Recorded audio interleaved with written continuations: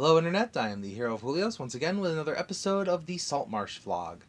Honestly, sometimes an episode of your D&D campaign or a session of your D&D campaign sometimes ends up in being a bit shorter and a bit more simplistic in what occurs in it.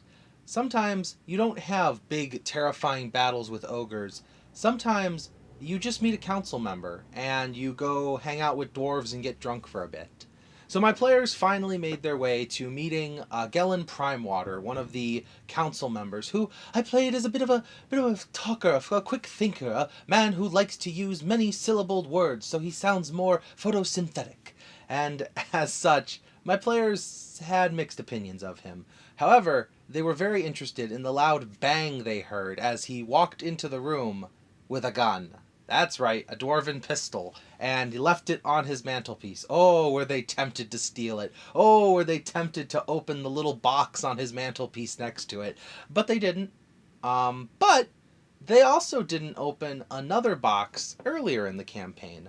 The leather worker who they saved her owlbear leathers for, and they found a treasure chest among those things, and in a very uncharacteristic approach from them, my players decided not to open it. Well, turns out in this session, since they were just meandering about and getting to know the townsfolk, they actually ended up, well, one of them ended up asking the leather worker, "So what is in that box?" And let me tell you, I had a couple ideas, and I didn't know which one to use, but I ultimately decided on giving them a potential future side quest. So the leather worker opens the chest and shows them it is dragon scales, white dragon scales to be exact, and that she is working with the local blacksmith to try and create dragon armor. Eventually, when she's finished with projects that she's working on for the players and a couple other NPCs that I have planned, she'll eventually be able to start working on that, and she'll hit a bit of a bump. She'll need a specific item or a magical property or something of that nature, haven't decided yet. But once the players help her with that, she will be able to craft one suit of armor to sell and recoup her prices and gain, a little bit of a profit.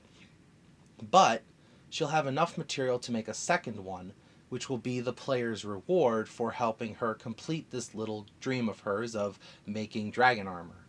So the players might have a chance at white dragon armor in the future, which I find to be pretty nifty.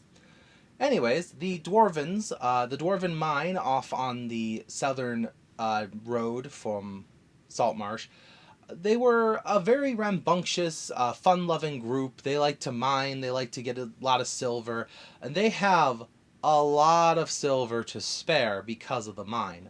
Actually, the monk in the party even worked for them for a little bit, earned a tiny amount of pay, but that was because of low strength rolls. We might see different rolls in the future should he try this again. But the elf in the party, the druid, unfortunately was not well received. And while bar brawls didn't happen and fights didn't break out, there were some hijinks due to the sorcerer who would, mind spike the druid and force him out of his animal shape so that the dwarves would see him for a minute, or the sorcerer cheated in the darts game, making the fairy look like the cheater because the fairy was the one actually playing. Fairy bard, by the way, that's the bard in the party. But sorcerer's being a bit of a troublemaker, and the other members of the party are starting to express their opinions on this. I feel like as the party more coherently comes together, that kind of chaos will dissipate. I'm not saying the sorcerer is like, oh, this is a problem player that I gotta deal with, because the sorcerer actually knows the bard. They were actually friends from, they're actually players from my last campaign. And the rest of the party seems to be well-adjusted individuals who can take a joke. So, for the most part, though, aside from obtaining a boat and heading off into the ocean to fight a Swahagan, that's pretty much it. Now, it's been about a few weeks since Saltmarsh officially began, so I decided to grant them a level up.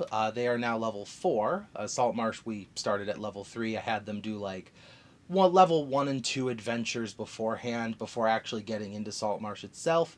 They might be a little over leveled for the first, like, official adventure of Saltmarsh, but I'll probably compensate that by either adding a couple more minions or just beefing up the HP of anything they fight.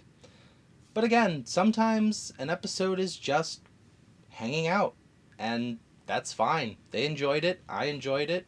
We got out of there about an hour and a half, or about an hour early than our usual session end times, but that's fine.